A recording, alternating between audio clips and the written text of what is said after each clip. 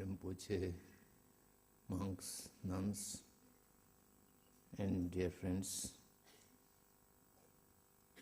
good morning to you all.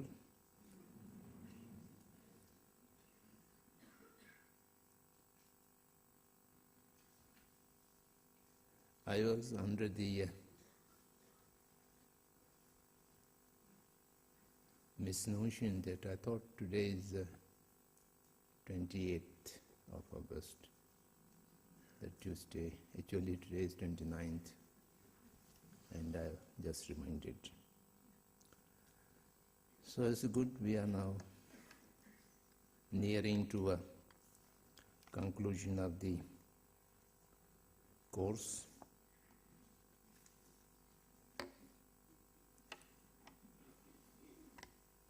So today is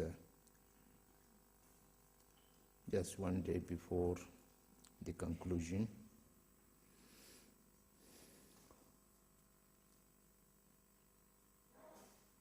Last afternoon, we just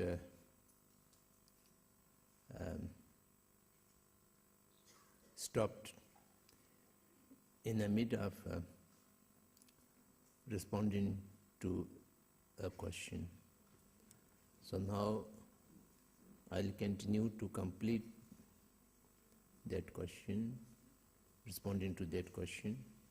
That is important for our further discussion. And then thereafter, yesterday I talked about the historical overview of the Madhumita School in India. So I will continue similar overview in Tibet. And then thereafter, I would like to again continue with the questions, so that questions should not be left unattended. I don't know whether in this session we'll be able to do or not, because the questions are very appropriate and important questions. Some of these questions encouraged me a great deal. I was under the impression that I'm not able to communicate anything due to my limitations of the language skill and also the subject matter.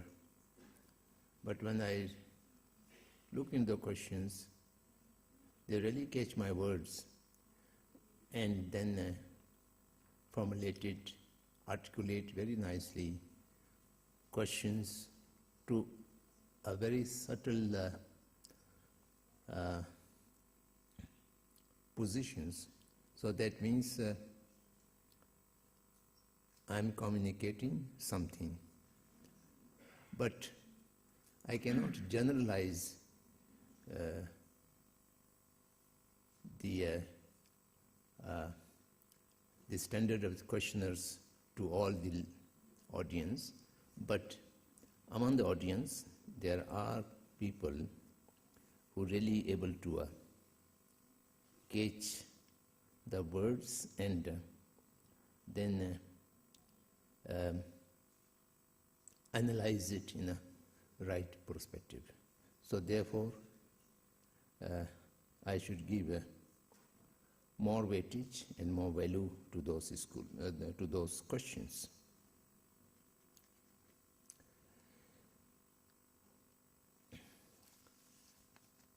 We have identified few key words which are repeatedly used in various schools. So those were we identified.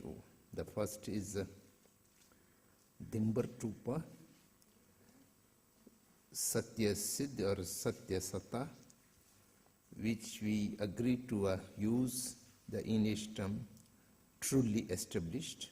So there are a number of alternatives. Now I will use a truly established existence. And the second is Rangsenj Tupa, Solachanin Siddh or Solachinik Satta. And that was conveyed in English, existence by its own characteristics. Existence by its own characteristics. So that is, for the time being, we use this only. Then there is another word, Swata Siddhi, Rangmune Tuba. For that we use the existence from its own side. Objective existence is not so good, so I thought this is better to use existence from its own side. And the fourth one was Subhavit Siddh or Subhavina Siddh. And for that, Tibetan is Ranshinji Tuba.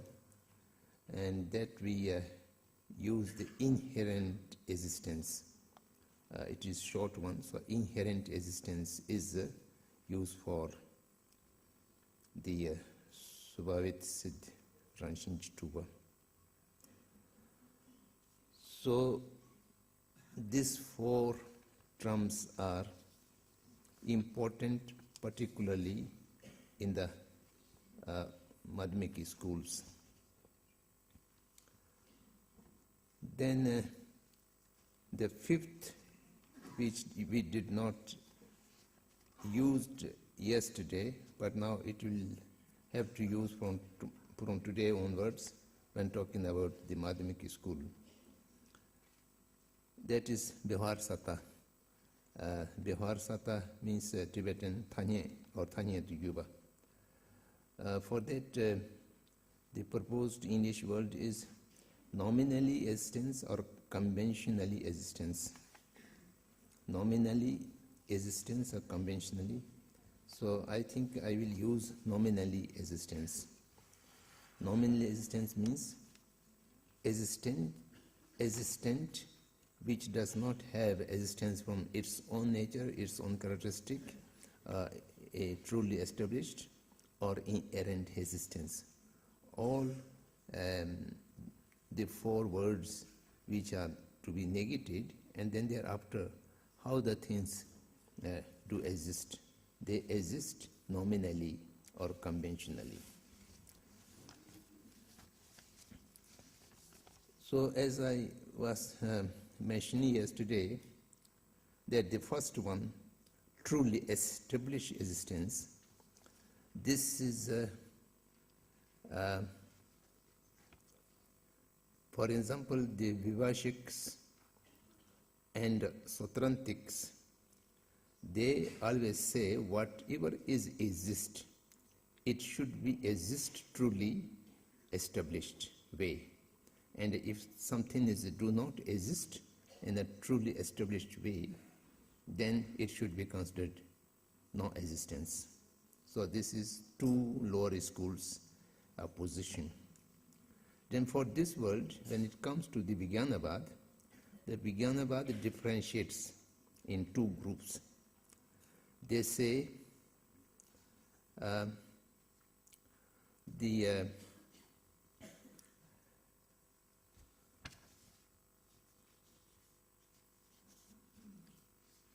conceptual imputation things do exist but do not exist truly established way.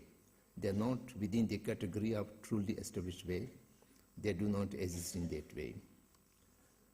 But these other two things, dependent phenomenon and thoroughly established phenomenon, these two exist in a way truly established. So there are two divisions. Then it reaches to the Madhyamika, maybe Swartantik Madhyamika or Prasangik Madhyamika. The entire Madhyamika negates this. Nothing is exist in the way truly established. And the truly established is the basic thing which need to be negated. The grasping on truly established Satya Siddh is the subject of ignorance, and that is to be negated. So nothing exists in the first term. So there's no differentiation. Then the next three expression, so it differ among the Madhyamikas. The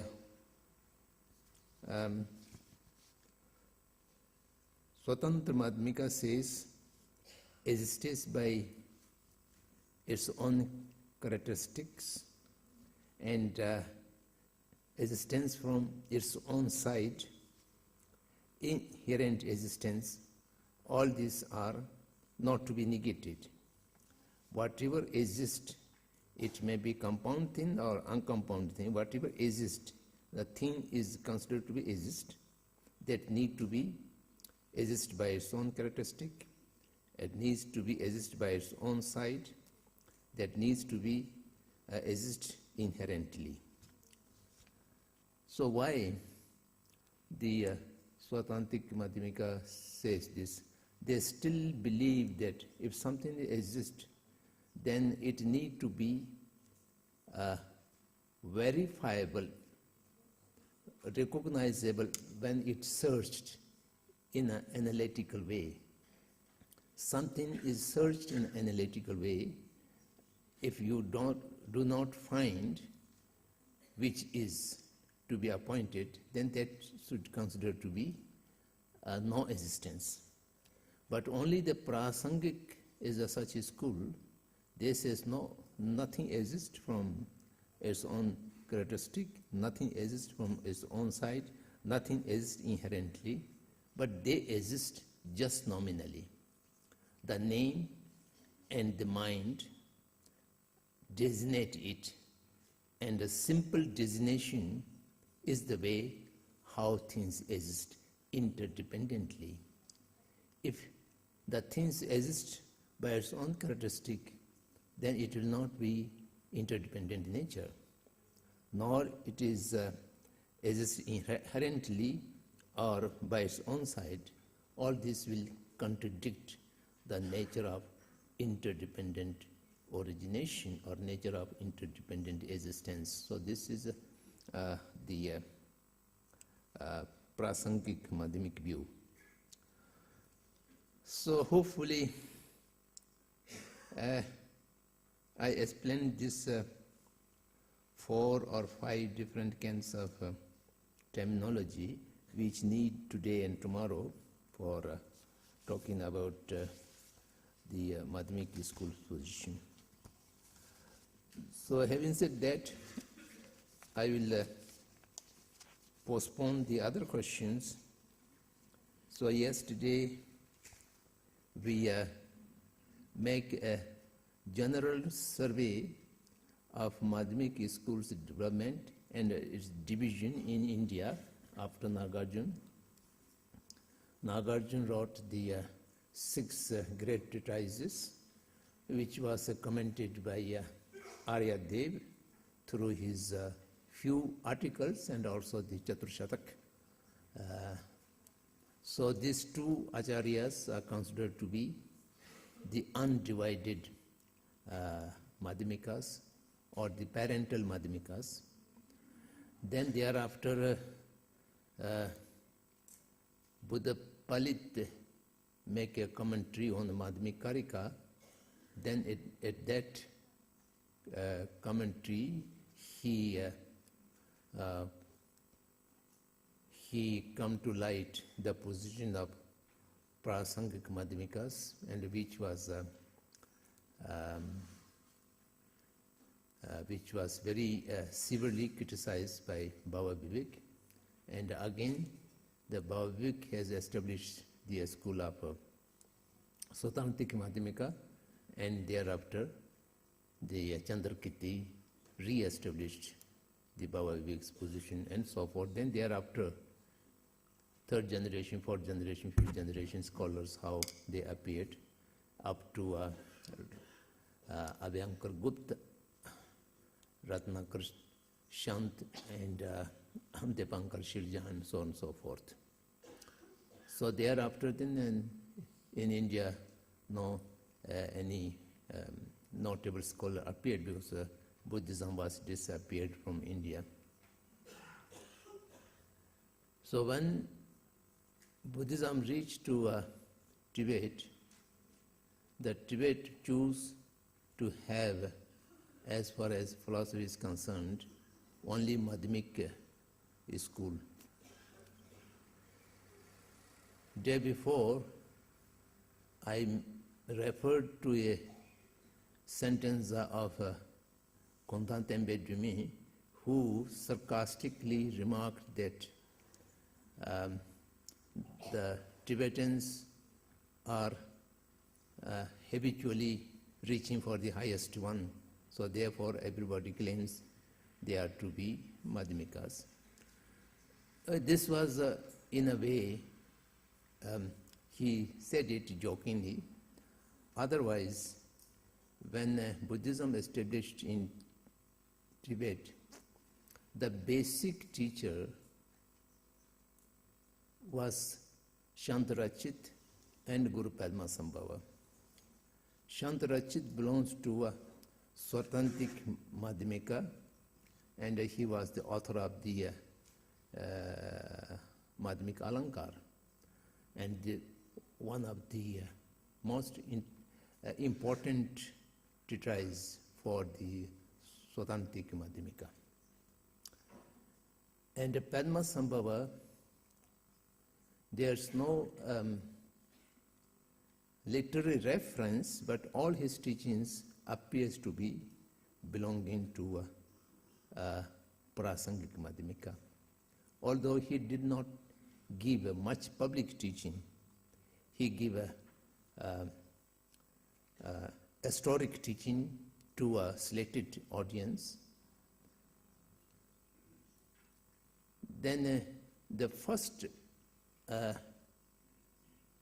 writing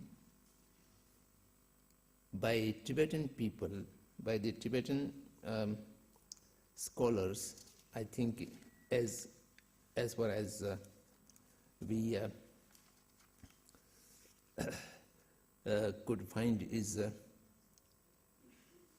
the translator Janasen Losawa Yeshide, the direct disciple of Shantarachit and Padmasambhava both. He have written a Tave Jejang, means notes on darshan, notes on philosophy. And in that his note, he very explicitly noted the Yogacharya Swatantik Madhyamika, the position of Acharya Shantirachit. And Acharya Shantirachit might have given extensive teaching, and the first Tibetan writing is also in the form of Acharya Shantirachit's tradition. With Padmasambhava, there are some number of Indian assistants or companions with Shantirachit and Padmasambhava. The notable of them was the Siddh, the practitioner Dharmakirti, and Acharya Bimalamitra. And a little later, Buddhagupta, Sanjay Sama. All these three we consider as Prasangika Madhyamikas. So not a single no-Madhyamika scholar have participated in the beginning of the establishment of Buddhism in Tibet. All these are my own notions. It's not very well-researched one. They may be wrong. So I think in this way. So you can further investigate.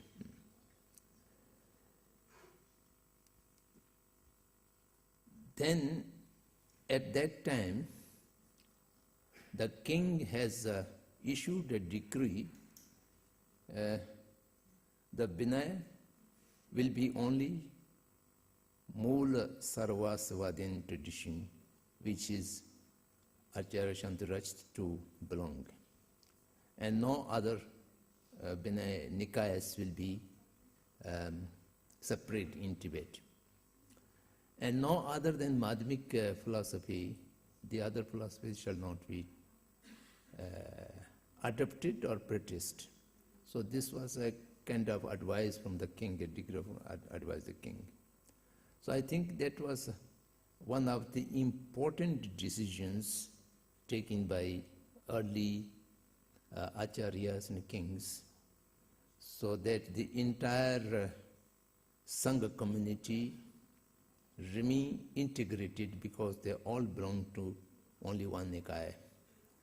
And the philosophical schools were also remain integrated because they all belong to a Madhumita school, advised to be at the study the Madhumita school. After return of Padmasambhava and passing away of the Acharya Shantiraj, then some of the Chinese teachers appeared in Tibet, and they are preaching some ancient Zen teaching, avoiding all thought processes and to negate any activity of mind, to remain mind empty or subjectless. That will lead you to enlightenment. So, with help of some queens and some courtiers, this teaching become a little bit popular. Then, in accordance with the Shantiraj's instruction, the contemporary king of Tibet invited the disciple of Acharya Kamal Shil. Kamal Shil was a direct disciple of the Shantiraj before he visited to Tibet, and who wrote a commentary on the Madhumita Alankar as well. And he has a debate which is known as a Samye debate, very famous Samye debate with the Chinese masters. And finally the Chinese masters were defeated, and then not only defeated in a discussion or debate, to reinforce the teaching of Shantiraj and the teaching of Kamal Shil, Acharya Kamal Shil wrote 3 most important treatises in Tibet itself. That is Bhavana Karma first, Bhavana Karma second, and Bhavana Karma third. The Bhavana Karma first and third, the Sanskrit original was available. That also brought from Sakya Monastery by Raul Sankirtan, and which was republished by this Sarnath University. And the third Bhavana Karma, only Tibet version is available, and Sanskrit version was lost. So which was restored by the quiet scholar, someone called Jansen Namdul in Sarnath. He completely restored in Sanskrit, and all of 3 Bhavana Karmas are translated into Hindi and published by the Sarnath Institute. So these 3 treatises are very important for Tibetan people, and the Tibetan tradition Buddhist followers should study sometime these treatises, because it has some emotional and a karmical connection with the Tibetan Buddhist tradition. Actually, we should also study Madhumita Alankar, but Madhumika Alankar is not very popularly studied by the Tibetan students, I don't know, because later on the Tibetans have become mostly at the side of Prasangik, not to the side of Shantirajsa tradition. Is almost disappeared.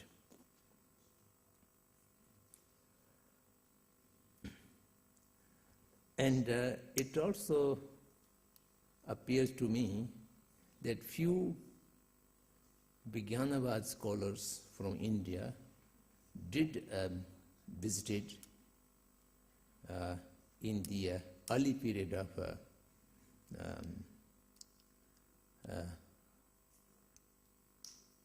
Dharma, in Tambangadar we call it, before the long Dharma, but they did not preach Vijnanavadi school. They preached some Vinaya or Abhidhamma, not exactly the darshan or the view. Then if we look into the medieval period, Ngolo Savalun Den Shirap, Pasavni Matapa, and Rinchen Sangbo, the great scholar Potun, and Goku Balhetse, all these are belonging to a Prasangiki school. All of their writings are based on Buddha Palit and Chandrakirti. No one followed the Baba Vivek or Shantarachit. They more, the Prasangik is become more popular. Then the great Losavan Rumi Shacha Ishi visited several times in India, and his chief teacher in India was the Siddhi Birvapa and the Guru Gayadhar. And Birvapa and Gayadhar both seems to be Prasangik Madhumika.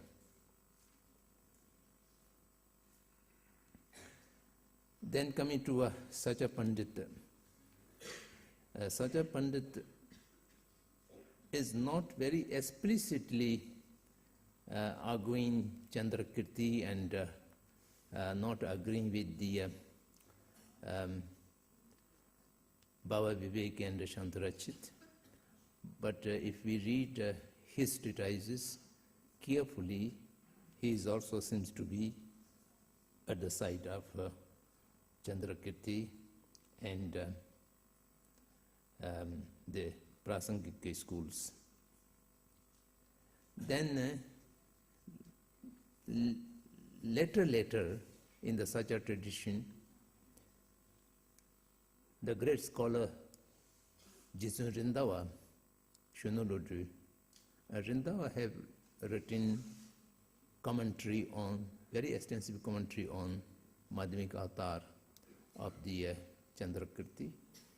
And since then, the entire Sacha tradition become in support of or follower of the Chandrakirti, the Prasangik Madhumiki school. Rindawa was a direct teacher of Lama Tsongkhapa also. So Lama Tsongkhapa's Madhumik studies were largely depend on Jisun Rindawa and Lama Omapa, both of them such a tradition. So thereby Tsongkhapa also become explicitly Prasangik Madhumiki school. Then, of course, before that, two great Indian scholars visited Tibet. One was Dipankar Shirjan, and the other was Khachi Penchin Shacha Shiribhadra. And both of them very clearly belongs to a Prasangik Madhumiki school. Then coming to the Kajuba tradition, it begins from Lama Marpa Chuchiludu. There are different histories, but I'm talking about the Marpa tradition. Marpa visited 3 times in India and 4 times in Nepal, and he claims that he have received teaching from 108 Indian masters. And among them, the chief teacher to him was Naropad. Naropad is the name of the Siddha who left Bhikkhu Sangh in the Nalanda Mahavihar. And before he was a monk, then his name was something else. And, Maitripad and Jan Garb, Shanti Badra. These are the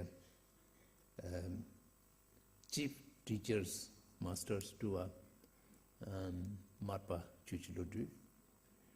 And then Marpa's own writings are quite explicit of Prasangik Madhyamik position. So thereby the tradition initiated and come down from Marpa and Mila and the others, Nyametavulhaji, all of them are Chandrakirti and Buddhapali, the Prasangik position. So that's how the majority of the Tibetan tradition belongs to one Madhyamiki school, that is Prasangik Madhyamiki school. So this is a little bit survey of how this philosophy goes down to. For Nima, of course, it begins from Padmasambhava and Shantirachit. And for Sakya, Birbapa. And for Kaju, and Marpa. And for Giluk, Lama Tsongkhapa. Lama Tsongkhapa is right from beginning studied only the Prasangik Madhyamiki schools. So therefore the Gondhan saying that the Tibetan people are always going for the highest, this is not very correct. We can disagree with him. There is a historical background, and there are also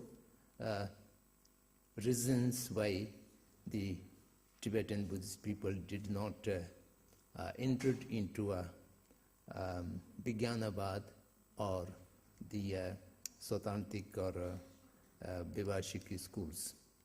So I think this is certain historical and social factors which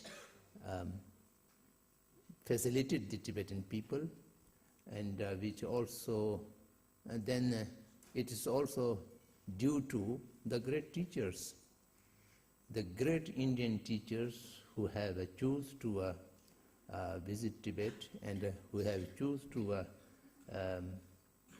teach the Tibetan disciples. They have given the best knowledge to the Tibetans. Either they taught the Tibetan disciples come to India, or they visit to India, whatever may be.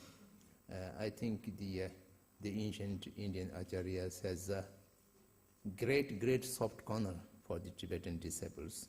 So they have given the best teaching to the Tibetans. And that's why today the entirety of the Nalanda tradition or Bikramshala tradition only exists in Tibet, nowhere else. I'm not talking just, I should say, from a feeling of nationalism or something like that. The Dharma doesn't have anything connection with the nationalism. The canon itself is the evidence. Tibetan language only contains the entirety of the Mahayana teaching. The sutras, the tantras, and the shastras, the Kanjur and Tenjur, these amount of literature is not available in any other language, and in its original language, Sanskrit, completely lost. So that's how the Madhumita School spread in Tibet, and the Tibetan scholars has very much contributed its preservation and promotion. So still we are able to talk about all these things.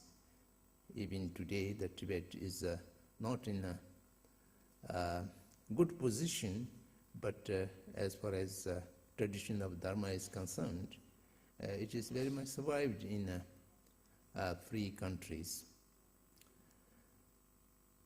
Then apart from the Nyima, Kagyu, Sakya, these four great traditions, there are a number of smaller traditions, such as the Shijepa, which is coming from Patamba Sangye. And Patamba Sangye legendarily says survived for almost 800-900 years. So some legendary says that Patamba Sangye was a direct disciple of Nagarjuna. Whatever it may be, we look into the Shijepa tradition. There seems to be absolutely belonging to Madhumita School. That can be said. There's only one small tradition, I shouldn't say small, only one unique tradition, that is Chonamba. Chonamba's philosophy is, Chonamba is a great scholar of Tantra, and particularly Kala Chakra Tantra. The scholar Chonamba Tarnath, his grand teacher, his teacher's teacher, Yomo Mechu Doji. Yomo is now the majority of Yomo territory, and Yomo people are in the territory of Nepal. And the scholar and practitioner Mechu Doji, he, on the basis of some sutras, particularly Buddha Garbh Sutra, he invented some different philosophy that seems to be not brought from any Indian source, although he might have bring out it on the basis of Deshin, even though the Buddha Garbh Sutra, but it is not based on any Indian scholar's interpretation. It is entirely his own interpretation. So therefore, later Tibetan Buddhist scholars did not agree to his interpretation of the philosophy, and almost every traditions of Tibetan Buddhism repudiated the Chonamba's tradition. Of course, he is very much respected in other writings. The commentaries on Kalchaka Tantra and Taranath have written the famous Indian history, so on and so forth. These are very valuable. But as far as his philosophy is concerned, that does not have any Indian reference or any source which can be considered to be authentic in among the Indian scholars. So this is a brief survey, or this is how I look to the historical events of the Madhumita Darshan in Tibet. Well, having said that, this afternoon we can try to struggle into the different philosophical positions of the Madhumita School, both of the Prasangik and Sotrantik. And now, the rest of time, we again go, it's okay, go to the questions. It's ready or it's... Some of the questions are very tough. So, that already, yes. The first is concluded.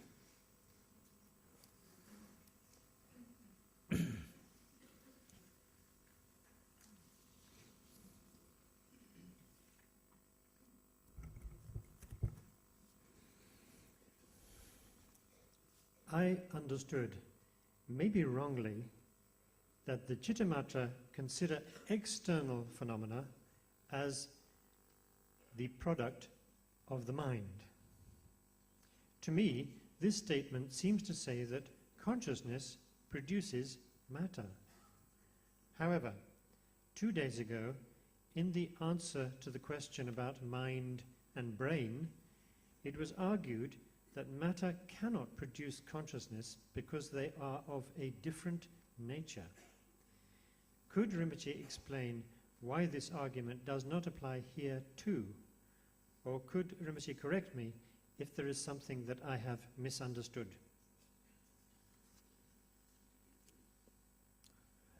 Very valid question. I don't know whether I will able to explain, but I will try.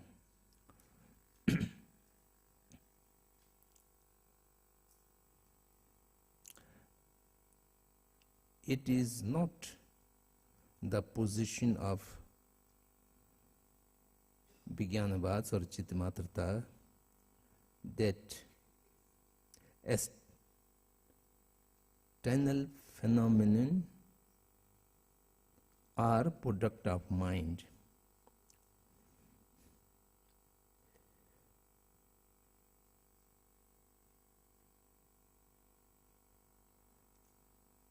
This question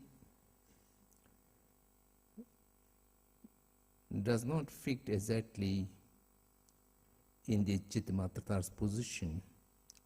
The first of all, Chittamatrata's position says only the phenomenon, not external phenomenon. External phenomenon they deny.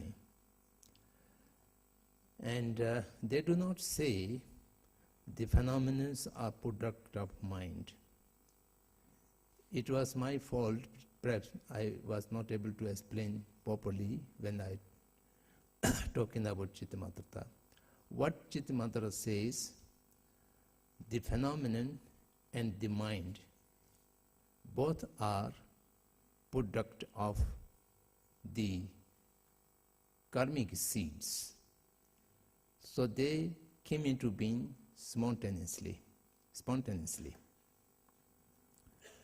If matter or the phenomenon is product of mind, then it will contradict the whole position.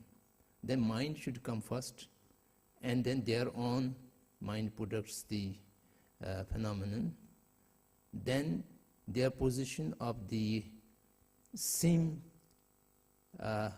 substance or sin material, the Zechigba, Sultan, Sunzin Sama Zechigba, the form and the mind who perceives the form does not have a different substance existence or substance material, because both of them come out of one cause.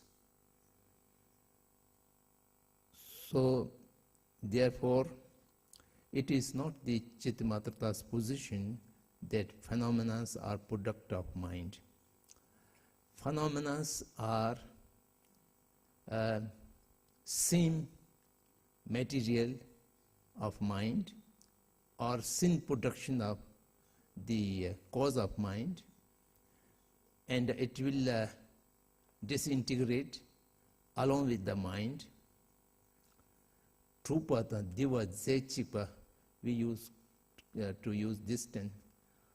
They came into being together, they stay together, they disappear together. And all this destruction, stay, changing, and arising, all are from one cause and done spontaneously. So that's how the argument, due to different nature, one cannot produce the other, is in a different way. It is a separate position. The mind cannot produce matter. The matter cannot produce mind. This is in the case of the cause. There are too many causes. In one cause we call it Upadan Hitu, the Nirlenchi Jo. Upadan Hitu means a cause which actually converts into the result. For example, a pot of clay. A clay is being made in a pot. There are so many instruments and they are the maker, all of them cause. But actually, what is the basic cause which converts into pot is the clay. If clay is not there, then pot will not come. And the hands of the maker and his tools and then putting into fire, drying it, coloring it, these are different matters. The basic and material what is converted into pot is the clay.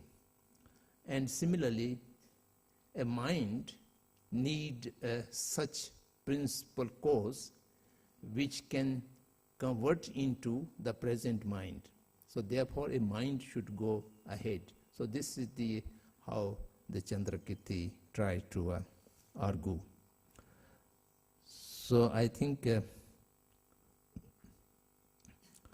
the question is well articulated, but the basic Chittamatra's position is different, and also the argument for mind and matter is different. So we should not understand that Chittamatrata is talking about the matter or the phenomenon is a production of mind. When we called production, that means the effect, the result, the debu. And in debu, the effect always comes after the cause. And cause and effect can never be exist at the same time. But the mind and the phenomenon, the subject of mind, always exist in the same time, because they have to arise in the same time according to the Vijnanavad. I don't know whether... Okay, I stop here.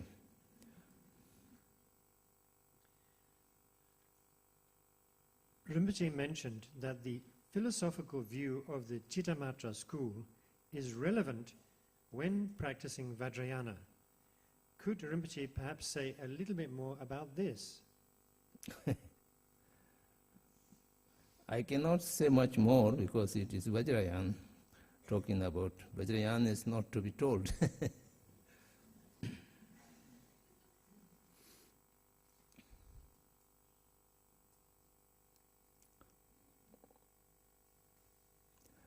I do not think that I have said that Chittamatrata position is necessary for practicing Vajrayana. What I said was, even someone having the philosophical viewpoint of Chittamatrata, they can practice Vajrayana up to certain extent, not all through, but up to certain stage, they can go with this view. that implies that a person having the philosophical view of Vivashka or Strantik, they cannot compatible with the Vajrayana practice. They shall have to have some philosophical view which belonging to Mahayana. And why the Chittamatrata view is compatible, and sometimes it is helpful for the Vajrayana practice. In a Vajrayana practice, there are few things very basic, particularly when we do some Dev Yoga. The Dev Yoga is one of the basic how the Vajrayana differentiates from Paramitayana. And while doing the Dev Yoga or Guru Yoga, whatever it may be, there are process of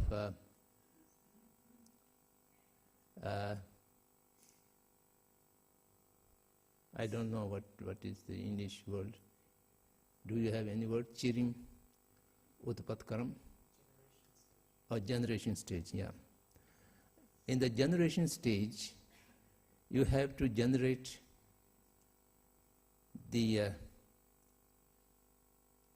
Ishtadeva, whatever deity you are doing the yoga, you have to generate it. And all the generations are in visualization, mental visualization. And mental visualization, then you do the generation stage, you generate a mandala through a visualization, you generate a deity, and you yourself identify with the deity. Then you also invite the real deity from its own abodes, and then you mix your production stage of the imaginary deity and the coming deity, makes a scene, and then all other things make around. So in that stage, one is ordinary appearance, and the other is ordinary belief. Appearance of the things should not be just an ordinary one, and the belief is also should not be just ordinary one. You have to visualize yourself as the deity and keep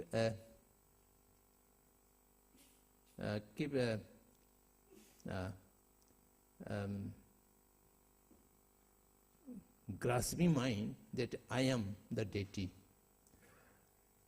and also the entire things around me are also the production of the or reflection of the deity, and these are not ordinary things. So in such practice, the Chittamatrata view has the foundational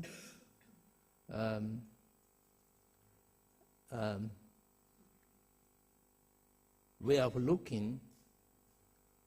All phenomena are seen with the mind, not materially exist different. So this practice or this habit helps for visualizing the things, and after, not particularly visualizing the things, after visualizing the things, then you put your belief on it, you thinking that I am that, and I am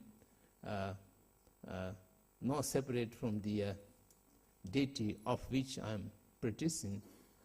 So this kind of outlook, the Vijnanabad people are easy to attain or achieve.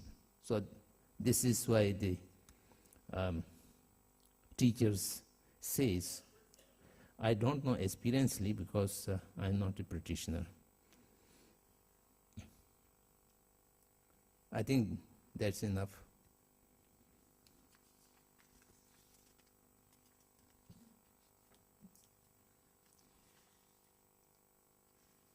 If all phenomena are a creation of the subjective mind, then the people we interact with are also a creation of our mind. How then do the followers of the Chittamatra school differentiate between two separate mind streams?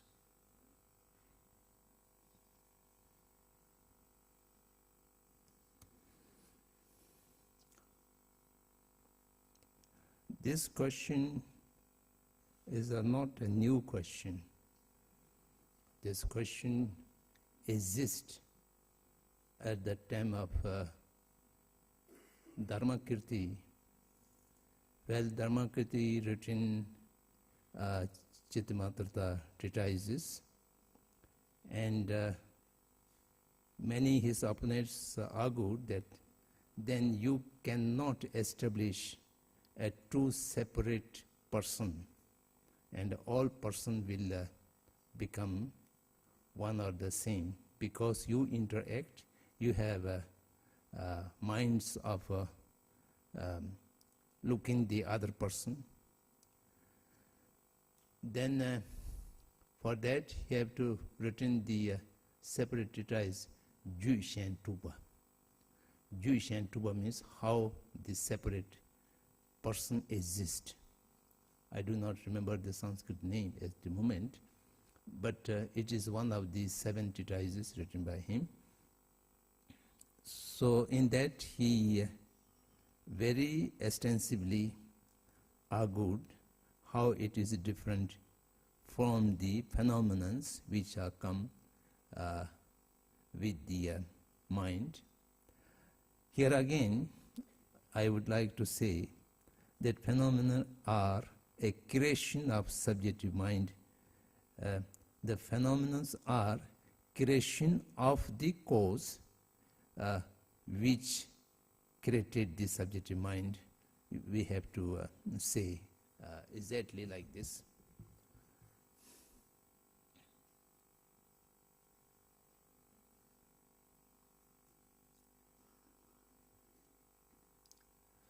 Persons on the basis of consciousness, either some of the Vijnanvads recognize person as the inner consciousness, the Manu Vijnan, the consciousness of mind, and the others who believe into the Quincy number Shiva, the Ale Vijnan, they consider that is the person. So no difference whether you consider the mind consciousness as a person or you consider the Ale Vijnan as a person. It exists there by its own cause, and it does not arise due to someone else or due to some subjective mind says to it. And this is a different nature, and that very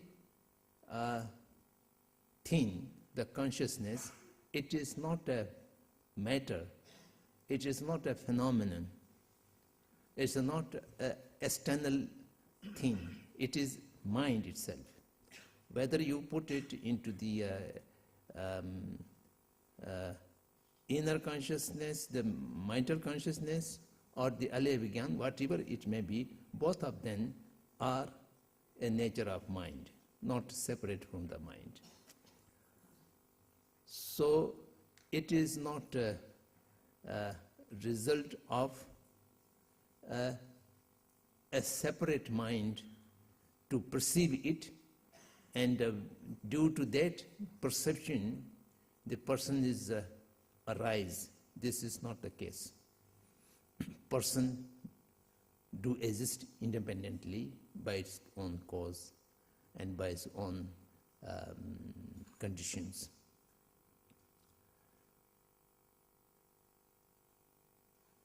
Going into subtlety, why the Vijnanvadins have to accept the self-realized mind or self-seeing mind, the Rangri, Swasamvedana.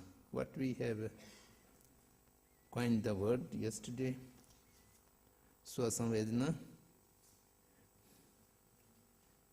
self-awareness.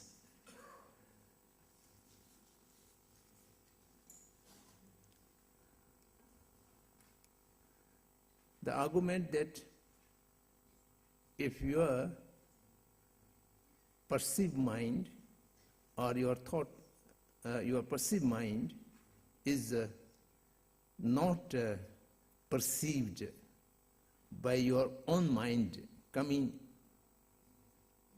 spontaneously, that mind, then there might be some different perception, and then it will make it difficult. That different perception of that mind has a cause, and that cause should have been the same cause of the mind which is to be perceived. So therefore, they argued it is not necessary some other mind to perceive it. It is whatever the consciousness comes, it is eye consciousness, ear consciousness, smell consciousness, whatever it may be, it comes inbuilt, spontaneously.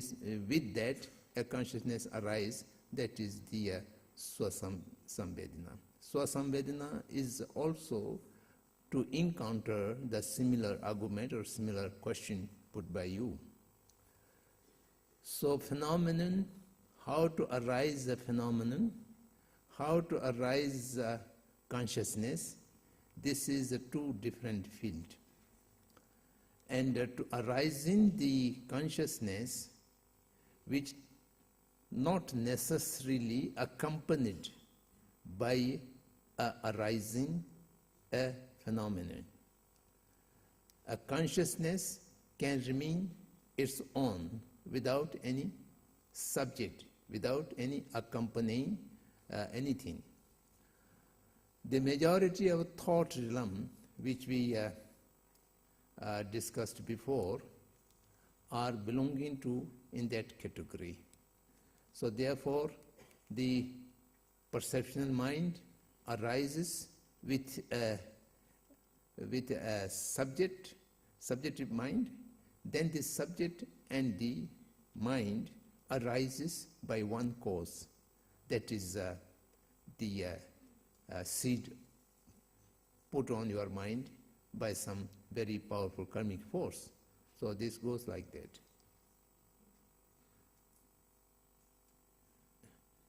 Is clear, not clear? I think I have no more words.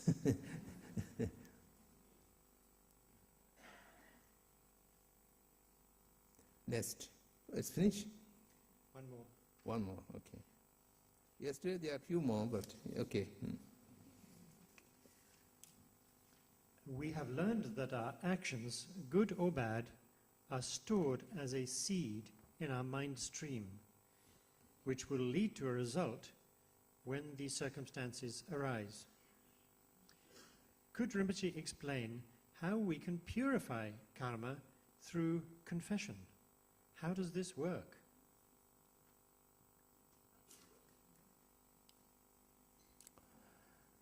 This is not exactly a philosophical question. It is this is a question relating to our practice. Nevertheless, we can go into this question because it is an important question.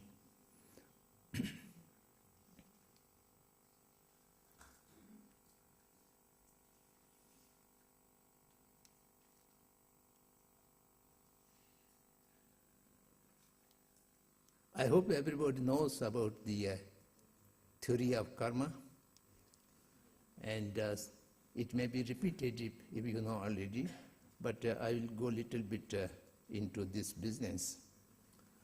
When we accumulate karma, whatever action is completed, as I mentioned a few days before, that subject and intention and mind and action and completion, this is the stage how to karma is completed. And all these completed karmas are belonging to three categories. One is category of certainty. The other is uncertainty. I think first I do with these two. And certainty means a forceful karmic force which will definitely give result. And that karmic force belongs to largely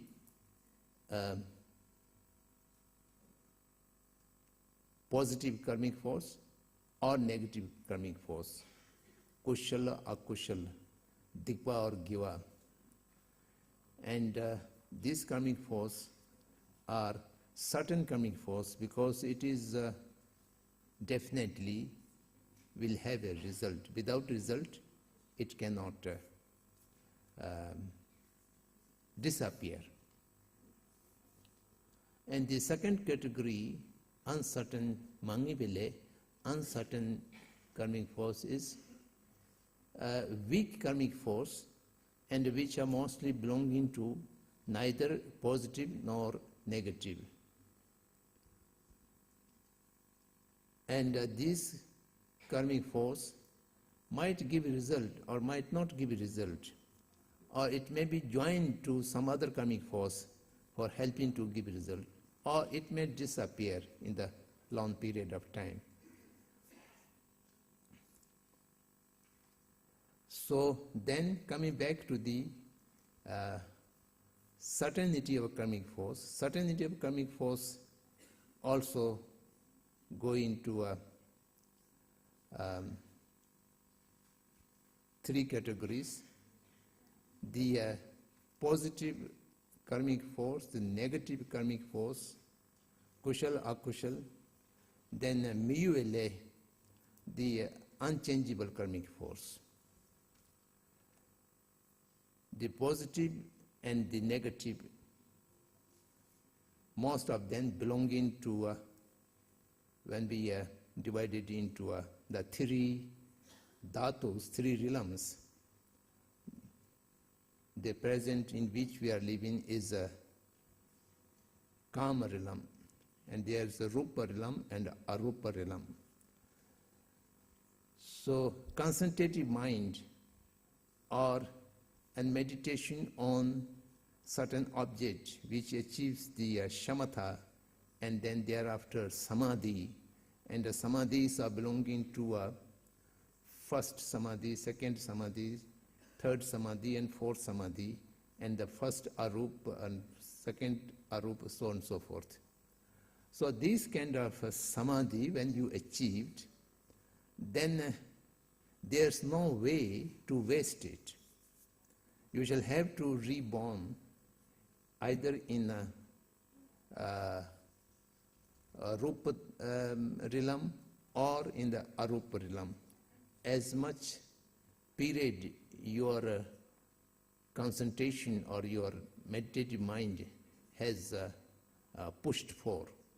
So that is called miyuele, because it cannot be destroyed in between, because it comes immediate after. Now, the positive karma and negative karma, both can be seized, consumed up, either by experiencing the result or destroyed through in between by one's own effort. As much powerful, such powerful karmic force can also be clarified or destroyed in between before it gives a result.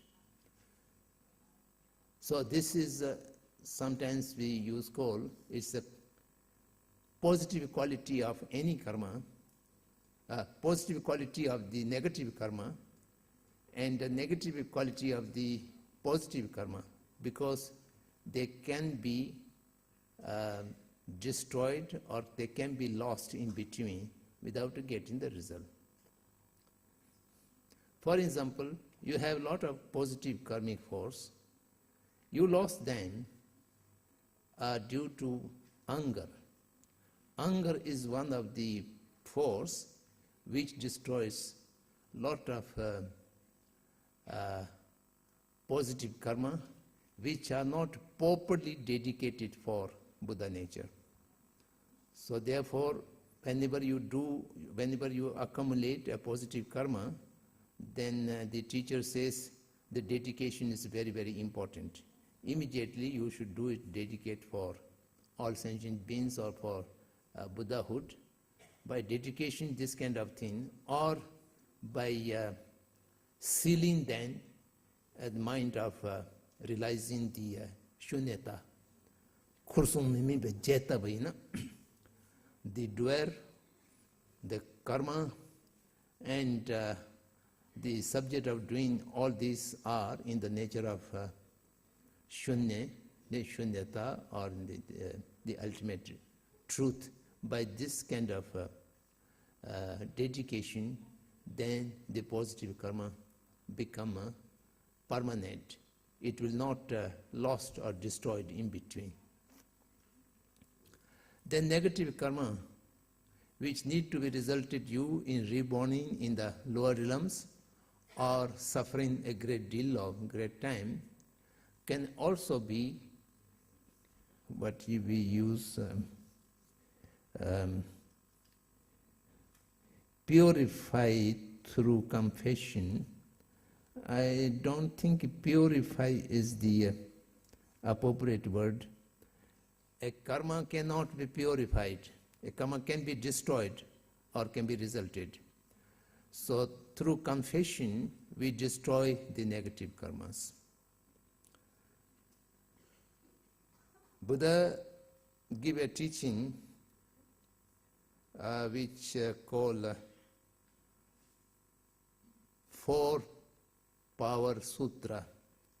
Four Power Sutra, Tupshibendo, and which gives 4 conditions how to destroy a powerful negative karma. So I think your question is directly dealing to that, how we can destroy a karma through compassion. Through compassion or through shakpa. Shakpa is confession. Confession. Shakpa is tulwa, actually. Tulo, chaso, mechabu, mebedo. Lenjijan chuj dumbar jelas we used to recite. And the tul is I confess. And sha is I regret. I do not hide it. Anyhow.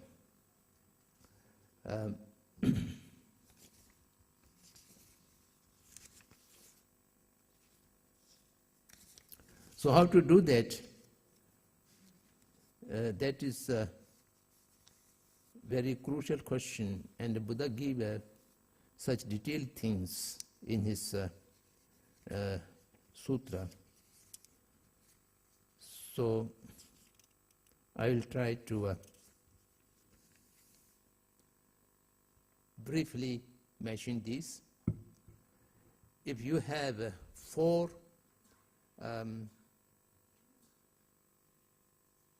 energy or 4 powers put together, then you can destroy the negative karma. The 4 power, the first is the power of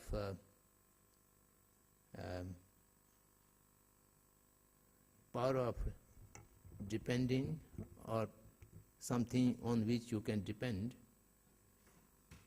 Depend. Support, maybe, yeah, support, the power of support. In that includes taking refuge in Triple Gem and arising the bodhicitta, the what you call bodhicitta in English? Bodhicitta? Okay. So you do before any Pap Deshna, Sanskrit is Deshna, that is a confession, I don't know. Before doing Deshna, you should take refuge, and you should take,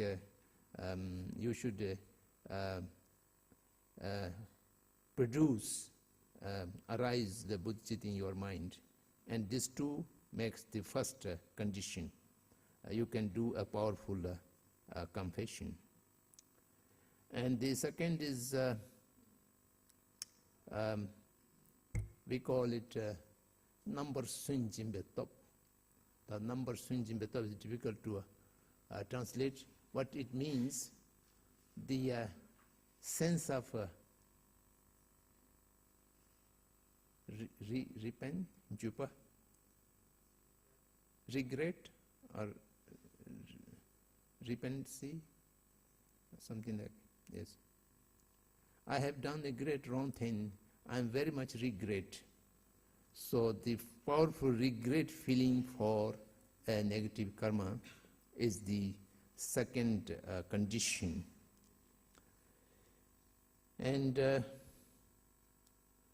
third condition is Nipal Hardobitop, a feeling of not indulging in this karma again, a pledge. I will not repeat this again. And then the fourth is Karmasavinchtab. That means to raise some encounter power, positive karma. It may be reside in recitation of Bodhisattva mantra, the 100-syllable mantra, or Guru Yoga, or prostration, or recitation of the 35 Buddha's name, which comes into the Pombo Sumbendo Tongsha. It may be or making an image of Buddha, or giving food to hunger people, whatever you are doing some positive karma that combines, you dedicates for the destroy of the negative karmic force. So all these 4 conditions put together, then even those karma who have no intermediary, samaj lay, new samaj lay, powerful negative karma means you need to experience the result immediate afterlife.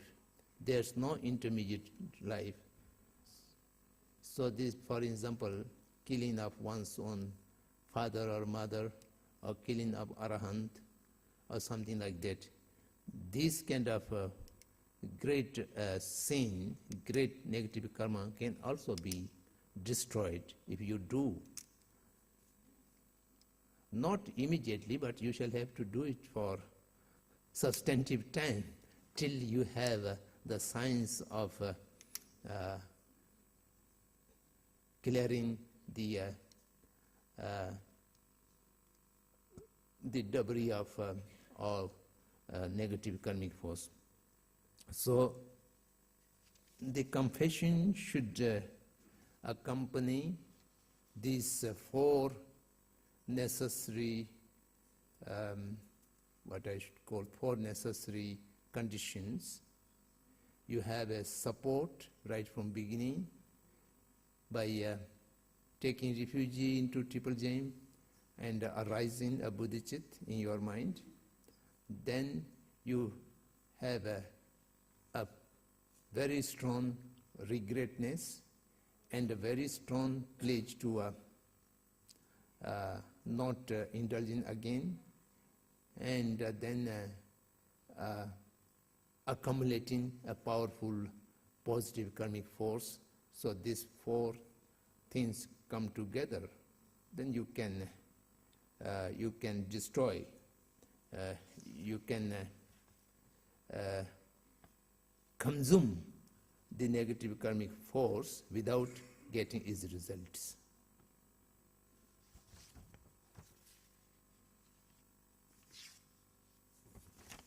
So that's all. There's no other questions. I think there were some other questions. Some of them seems to be very pertinent, but I don't know, they're withdrawn or they're still there. We have some time if there's, otherwise I will switch on some other consideration.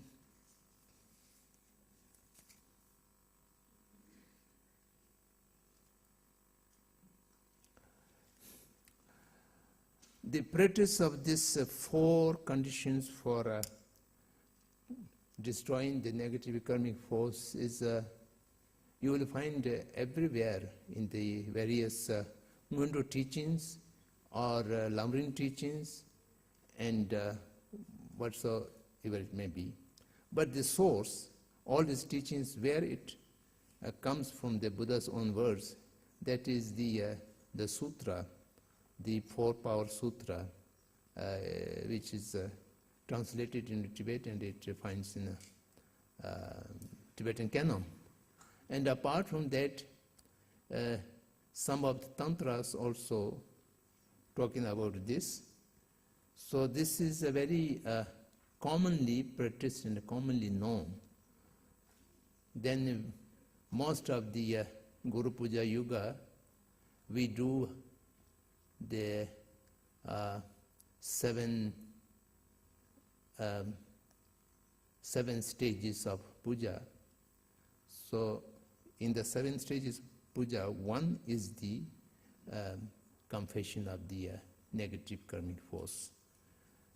So therefore for the practitioners, this is one of the important things, so we need to understand for practicing in daily life. Rinpoche, there was one question which was suppressed because it was inadequate. And the only other question here was about the term yogacharya. What is meant by yoga if we say the term yogacharya?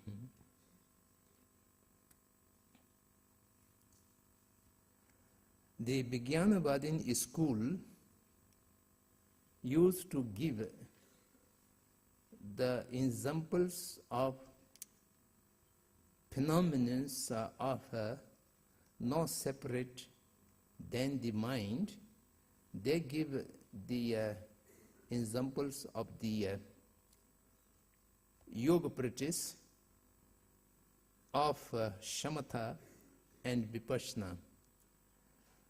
During the practice of shamatha and vipassana, and particularly in the Sharvakyan, they have 37 stages of meditation, and among those meditation, they have meditation on Midupa, ugliness, Midupa Gumba, or repulsiveness. They meditate in the repulsiveness, they meditate in some very ugly things of body or dead body. And then for long time meditating on this thing, all these imaginary things become real, tangible, you can touch, you can smell. So this is how the cause of a mind, if you repetitively meditate on it, it will convert into reality. Then there's also the meditation of sever things. Do you have some?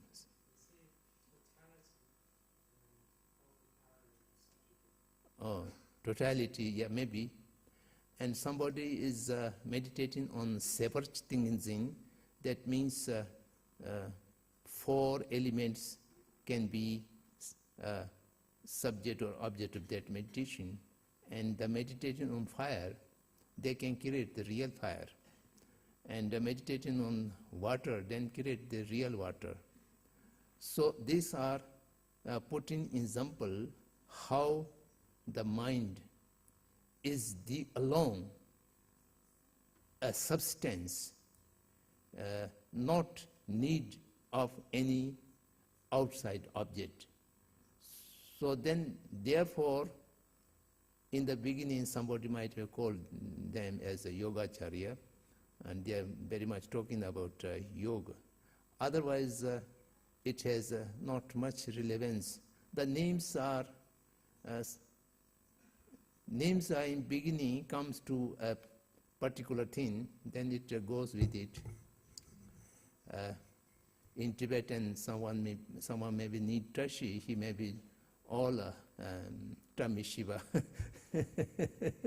So names has not much importance, but Yoga Acharya, it might be some Acharya have called it.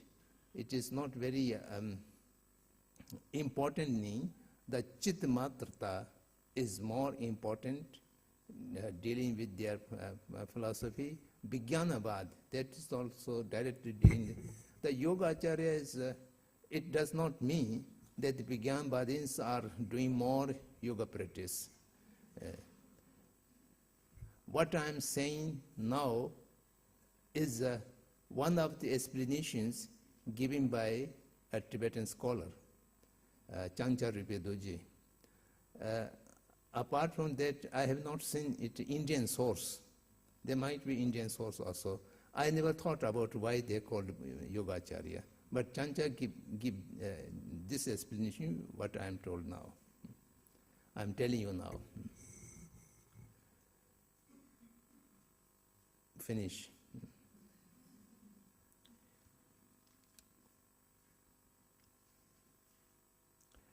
Yesterday, a set of questions were given to me, and now today it was modified, and the questions were, this particular questions is withdrawn. But I think this is a good question, and we need to discuss this.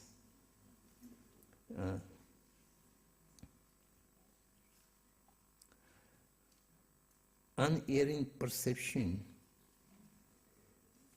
Yesterday we talked about the perceived mind can see the things without any delusion, but conceived mind goes with imagination and all the rest of the thing. So the question is that since we have a fundamental grasping optical illusion, and how we can say the perceived mind is having the vision, unerring vision, any delusion. So this question is a not new question. When Vijnanavas begin to establishing their philosophy, this question was debated a great deal. So that's why there's 2 set of school arise out of this question. And the first is called Sinzam Namdimba. the other is called Namdzumba. The appearance to the perceived mind is real or it is distorted. Those says it is real, there's no distortion, they become the school of Namdimba. And those school, they say it is unreal, it's distorted. Those will become Namdzumba. The Namdimba and Namdzumba, the basic dividing question is this, whether the appearance of blue to the eye consciousness of blue grasping eye consciousness is real or is distorted. Then you should know that the whole Vijnanabad, whatever subset it may belong to, among the direct perceptions, the self-realization and the yoga perception, apart from that, all other perception minds are tulsi, what I should say, mistaking, yeah. They do not perceive without any mistake. So this is for all schools.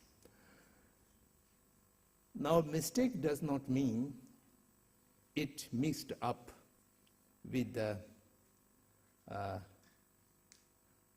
generalized imagination or with the words, something like that. When the color appears to your eye consciousness, the color appears to you, the grossness of color is also appears to that consciousness, and also the external substantially exist phenomenon is also appear to you. To your eye consciousness, the appearance is mixed with the external existence. So that's why it is mistaken mind. Then what the Namdimba and what the Namdzimba, they differentiate is, yes, it appeared to the eye consciousness along with the appearance of external object, external substance, but this appearance is not due to the delusion of the ignorance. The ignorance diluted the eye consciousness, only the portion of the its gross appearance, and otherwise there's no, or otherwise they say, the eye consciousness is not polluted by ignorance because of this appearance of external object. The external object appearance is not due to the contamination of ignorance, but it is due to the habit or the way to perceive the appearance of blue cannot be differentiated from the appearance of its external object. When you realize the non-existence of external object and you meditate on it, and even then, for certain extent, you cannot avoid the appearance of external object to the eye consciousness. Only beyond the 8th level of Bhumi, the Sa, this appearance will disappear. So this is one part, and the other, Namdzumba says, no, this is due to the influence of the ignorance, therefore it appears as an object along with its own appearance. So this should be considered an appearance of diluted. So this I should agree what you have observed. But what I was talking yesterday, differentiation between the conceptual mind and the perceptual mind, is that perceptual mind does not mix up the real object with its imagination.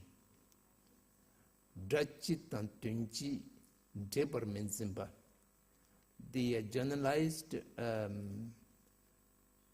image or the name image does not mix with the perceptual mind. And apart from that, the perceptual mind do not mix up the time and space which the conceptual mind mixed up. The eye consciousness and the object of eye consciousness goes together time, changes together time, and the eye consciousness do not perceive yesterday's blue or the past blue. Whatever blue exists at this moment, that is perceived. But the conceptual thought cannot differentiate. When blue is conceived, the whole yesterday's blue, today's blue, tomorrow's blue, there's no differentiation. And mostly it's hanging on the past one, because it is of a memory, a part of memory, and memory is because holding on the past. So as far as the perception of the blue is concerned, there is a difference. But the blue perception does error. It has error of the, I shouldn't say perceive, but appearance. Perceiving and appearance has two different points. We have to separate it. The perceive blue as it exists, but while perceiving this, there is appearance of blue and there is appearance of the external phenomenon. Blue being as if it is external phenomenon. And that appearance is due to the influence of the ignorance. We have a long time perpetuated grasping that this Swa and Zimba, the mind and phenomenon, are separate entities. Due to that, it appears. So I think this is important to clarify and discuss. I appreciate all these questions that encouraged me quite a deal.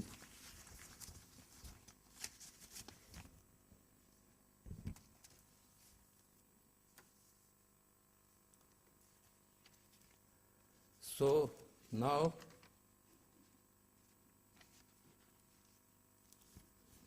coming to the Madhumita School. Madhumita School, as we discussed yesterday, it is originated from Acharya Nagarjuna, and soon after it divided into two huge great schools, and between them lot of disagreement, fundamental disagreements. And among the fundamental disagreements, I have already told you while speaking to the technical terms,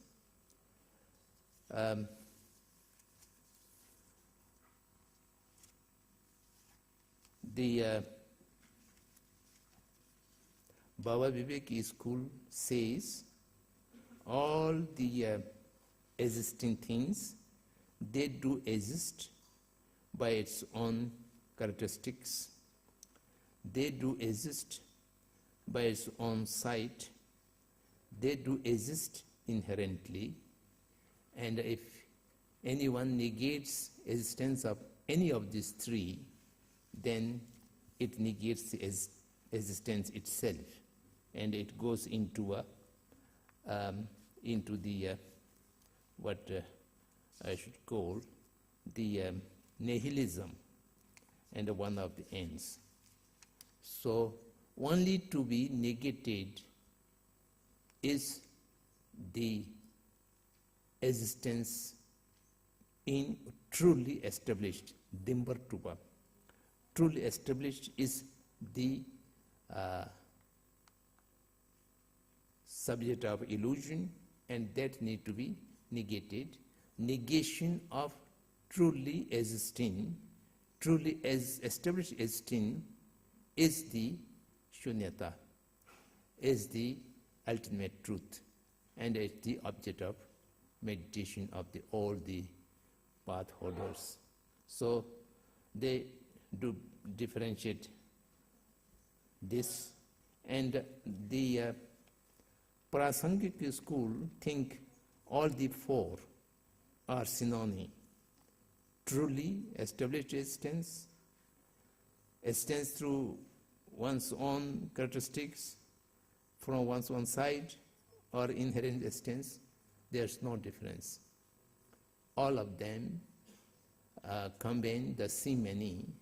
So once you negate, all of this should be negated. This is one basic difference about the negation and about the concept of existing all phenomena. Then between the Prasangic and one section of Swatantric school is about the self-awareness, the Swasambhedana. Among the Swatantric Madhyamikas, there are two sessions. One is Yogacharya Swatantric Madhyamika, and the other is Swatantric Madhyamika. And Yogacharya Madhyamika, Swatantric Madhyamika accepts this self-awareness, the Rangri, and also negation of the external object, Chidun Menduba, Rangri Duba. Then similarly, the Swatantric Madhyamika, they, just like Prasangic, they do not accept self-awareness, Rangri, and they do accept external existence. So this is a basic departure between the two streams of the Madhyamika school. Then there is another fundamental difference between Prasangic school and Swatantric school is that the Swatantric Madhyamika school says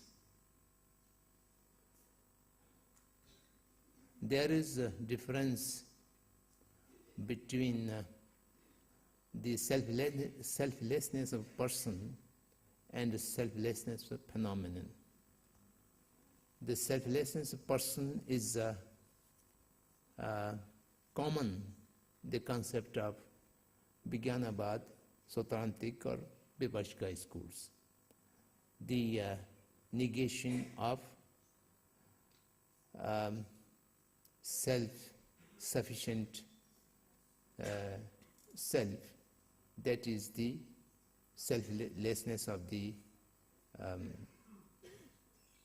person, and only the negation of true existence, whatever subject may be, negation of true existence of phenomenon or negation of true existence of person Both of these are belonging to this selflessness phenomenon. So this shall have to be keep in mind while progressing in this way.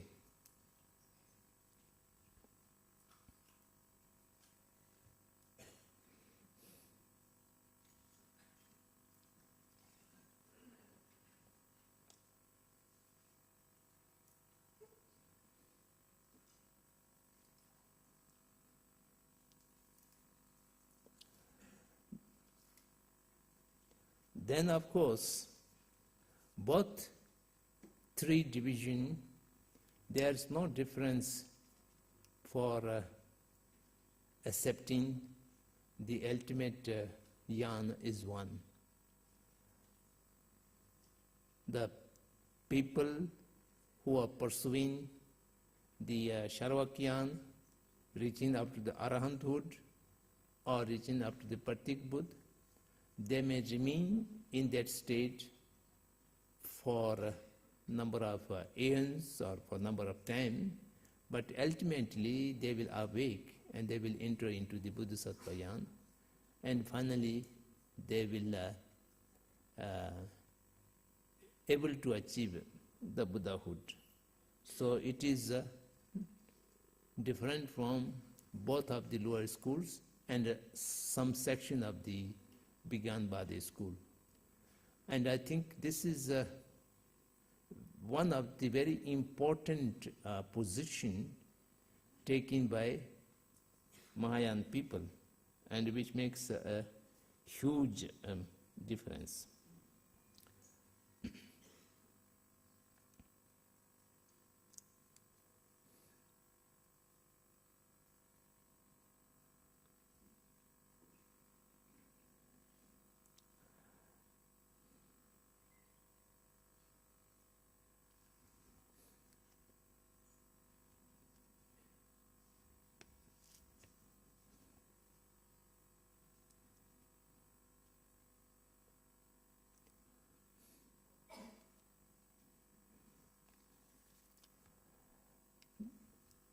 After having said that, the both section of the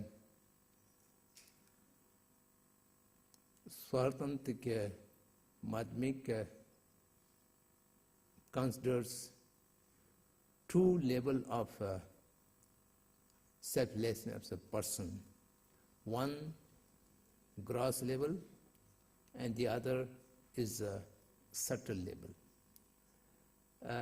That means the selflessness of person, the negation of singular, permanent and independent is the rough or the gross selflessness of person, and the negation of the self-operative and self-sufficient self other than the aggregates is the subtle level of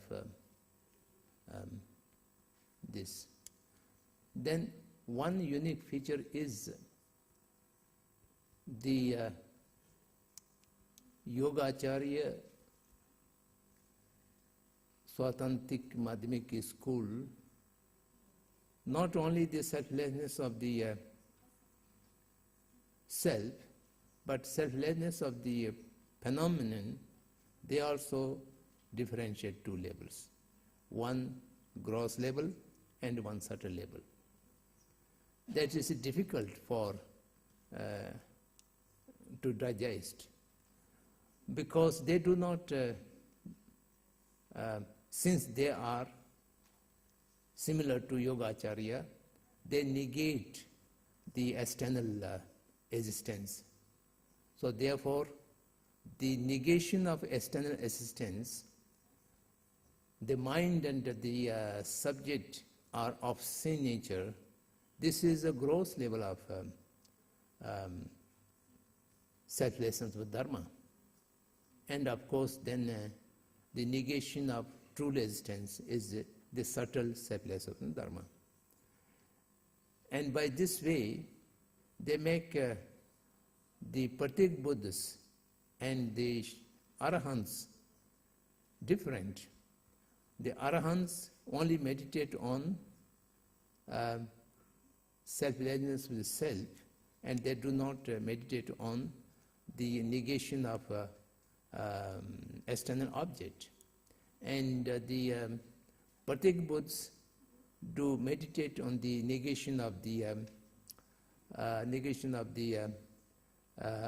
external existence, and that is the gross level of selflessness of phenomenon, and they do meditate it, and therefore they have a certain higher level of achievement than the Arahantas. So this is one of the unique positions mentioned by the Yogacharya Prasangik Madhyamika, Yogacharya Swatantik Madhyamikas. So these few differences we shall have to keep in mind, and then we can proceed how the Madhyamiks, to establish their view, is real, free from all ends. So the time is up. We shall stop here and meet again at 4:30. Thank you.